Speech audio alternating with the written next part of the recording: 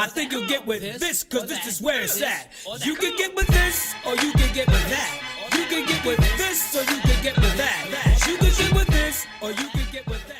Hello out there to everybody. Yo, it's your boy OlliWooDDA here, doing something a little different. We're doing a Married at First Sight recap, a review for season 14, episode 2. A wise man told me, you don't need a parachute to skydive.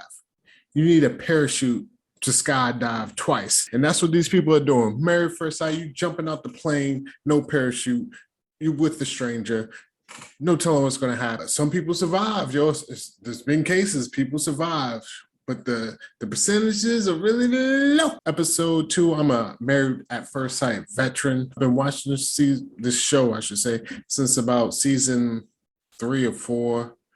It's definitely went from more of people doing it for the right reasons to now people do it, Instagram followers, IG, all that, you know. This one look good on camera, you know what I'm saying? Get their IG followers up, get their social media followers up. So you just have to learn to accept it. The game has changed as far as the show goes. It's a lot of shows like this. When people went on it for one reason in the beginning, now they're going on it for another reason. And basically, there's a lot of people out here just trying to get famous. So it doesn't take, well, I shouldn't say that. It does take away from the show somewhat. But at the same time, the more people that's coming up here just to get their followers up, the messier it gets. And it's like, weighing balances. Do you want good, wholesome stories, or you want the hot garbage can on fire? And guess what the people like to watch? The garbage can on fire. People like to watch a hot mess. And that's what Married at First Sight has turned into, a hot garbage mess out in your front yard. Flames is going and your neighbors coming out. Nobody's pouring water on it. They're just watching with their cell phones up.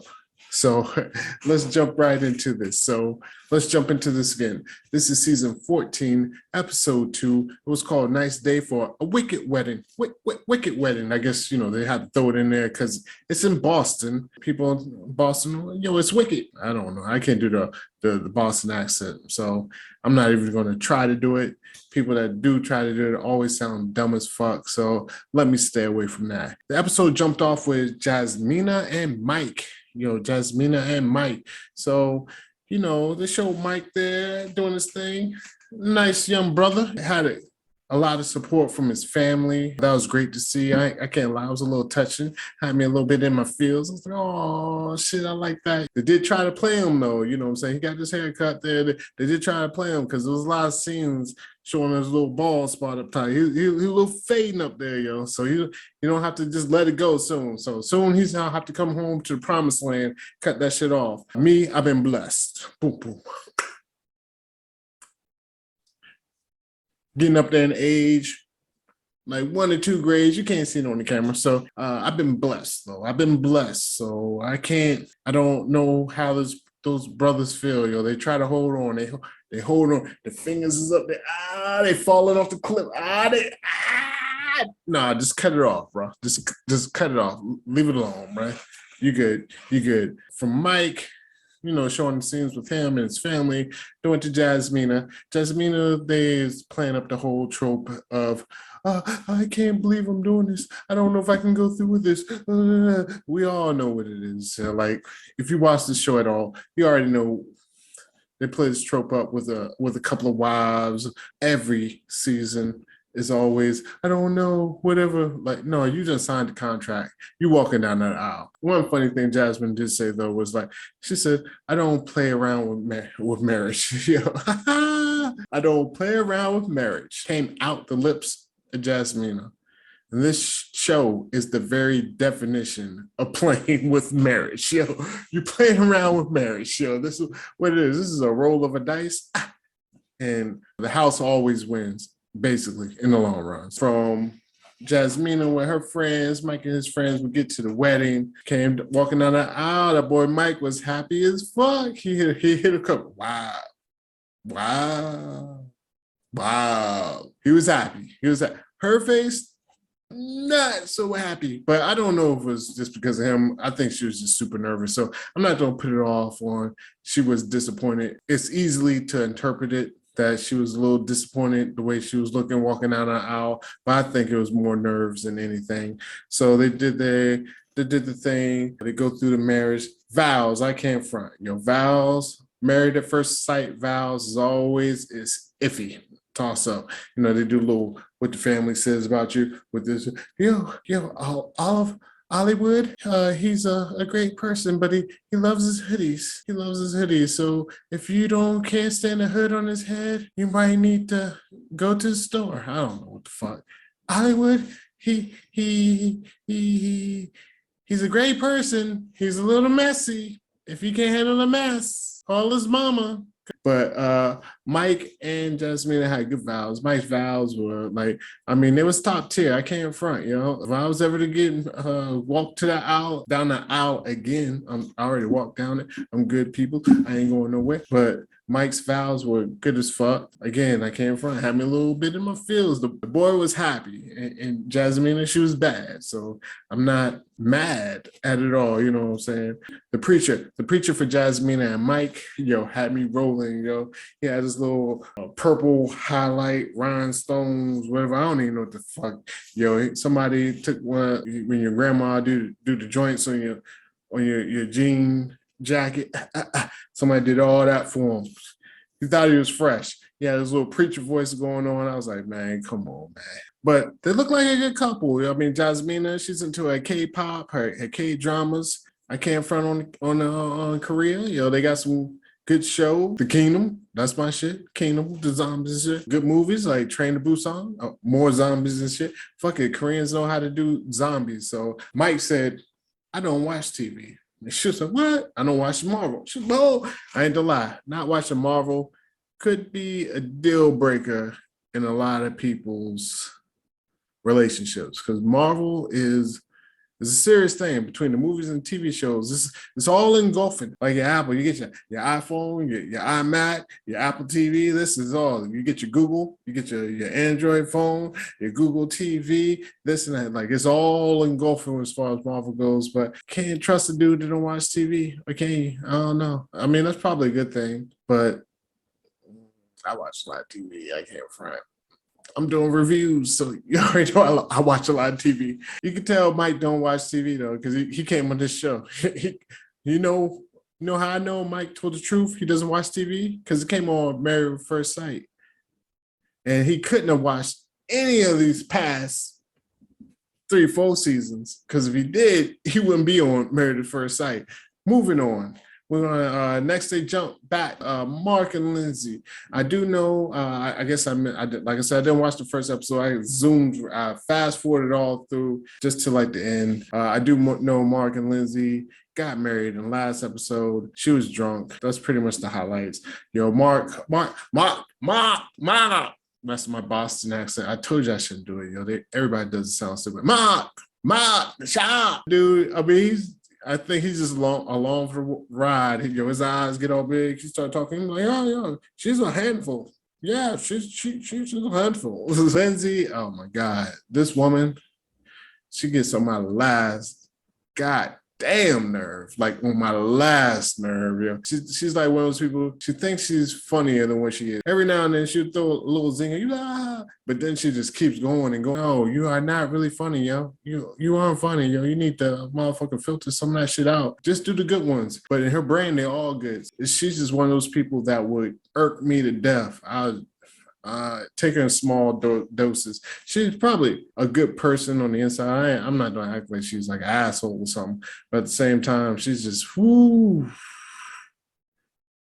I would definitely, at the dinner party, just be like, hey, how you doing? And walk away. Oh, the punch is over. Let me go get some punch. And she tripped me out, when they was doing it. She's asking me these questions during the photo shoot. There were some deep questions. So, it's good that she was trying to get to know him, but she was asking these folks, she was like, so your dad died, huh? How do you feel? Cheese. Oh, your mom couldn't make it, huh? Is something going on? Pose, cheese. You asked me these questions, and they went from straight serious to just teeth showing. It was crazy, man. I don't know if I can handle it. She's definitely her dad said it, yo. He was like, yo, you ever been gator hunting? You got a crocodile by the tail. And Lindsay, like I said, she's a handful. She definitely reminds you the lady at your local Applebee's is just ordering blowjob shots all night, yo. She be at the Applebee's like, ah. She's an Applebee's regular. Next couple up, Olajuwon and Katina. Man. This boy Olajuwon, man, it hurts me, yo, because definitely not Hakeem Olajuwon. Hakeem Olajuwon is one of the greatest to ever do it. Look him up. Houston Rockets. 5-slammer jammer. This boy, in his head, he's one of the greatest to ever do it. He's definitely a Hall of Famer as far as, you know what I'm saying, Hall of Famer playboy in his head. It's going to be crazy how this works out, yo. Olajuwon, he tripped me out. Him and his brother, they got their chains, their little chains. You know what I'm saying? They're rocking it out. The boy is definitely full of himself. They did the whole tux wedding dress shopping. He bought a white tux. I think that's whack. Any dude out there getting married, don't get the white tux, yo. The white is for your wife, man. White is for your wife. This is her day. Yo, you just here for the party. You get married, yo, you just there to say I do. Just show up, say I do, have fun at the reception. Don't wear white. Let her shine on this day. Later on, your boy Olajuwon was there crying, had the crocodile tears running down. He was at a funeral for his alter ego, Isaac. He was like, I can't go out at the bar fucking these girls no more. Nope, no. But guess what? He probably will. No, I ain't gonna put that on him. Not just yet. We jump into Katina. Katina, really not much with her. She seems really nice. She's really friendly. I will say, I mean, she's a good-looking woman. And honestly, all these ladies on this season are pretty good. And the fellas definitely ramped up. I can't say they, you know what I'm saying, they did it themselves. I mean, they got picked. It was all arranged. The experts looked out. Not say experts in quotation marks.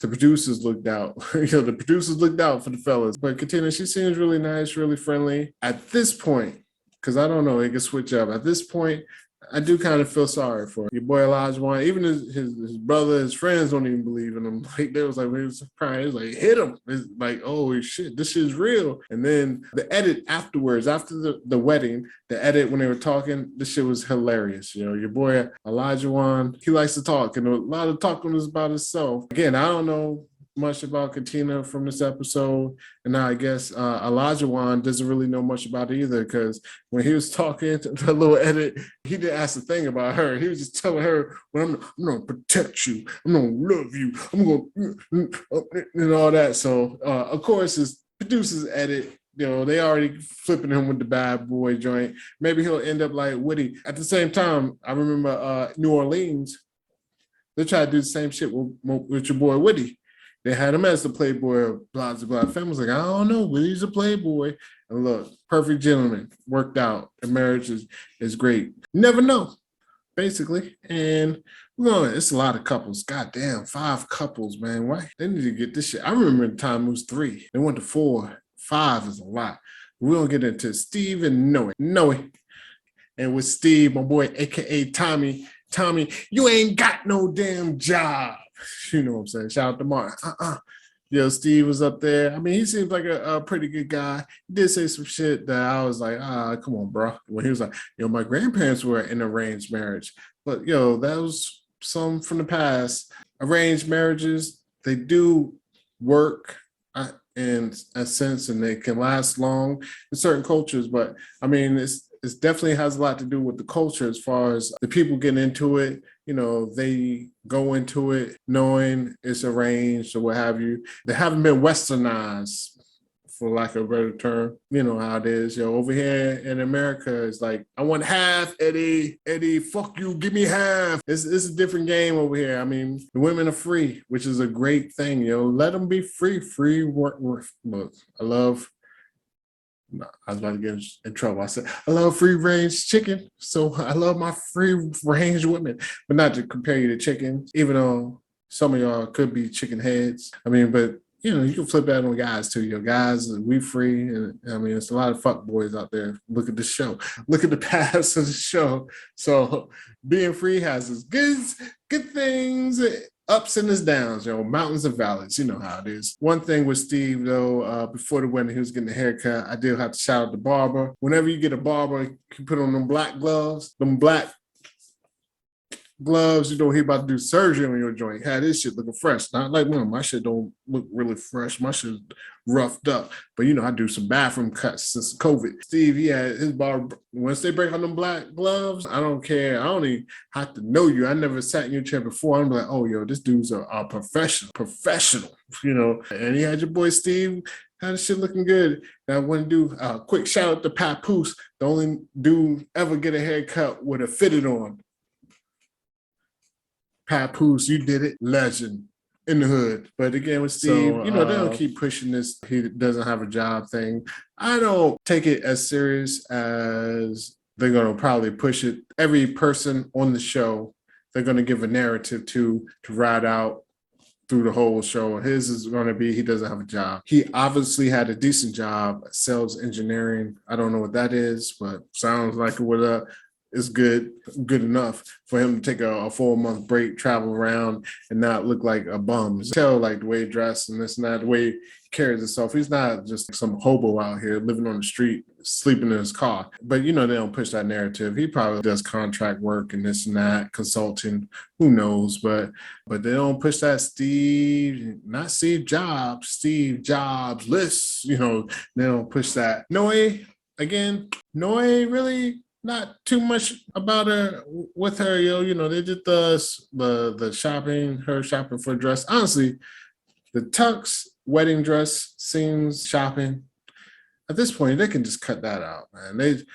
But I know they got 2 hours. That's what it comes down to. They got 2 hours to fill, so they don't fill this shit up and they don't ride it out. They know we watching this, don't ride it out. Really, you don't learn much. With Noe nice. Again, pretty girl. So she seems really cool. That's pretty much it. I will say, bridesmaids dresses. What's the over under on nip slips? Because all the girls joints was fleeing. You can tell. They still a little young. All these girls, they was getting married. They was in their 40s, 50s, out there and had some kids or what have you. Them dresses when they fly, they'll be like, how you when they take off the bra, like some jeans roll down. They wouldn't be flying in them little dresses, but it was cool. The drinks get to pouring.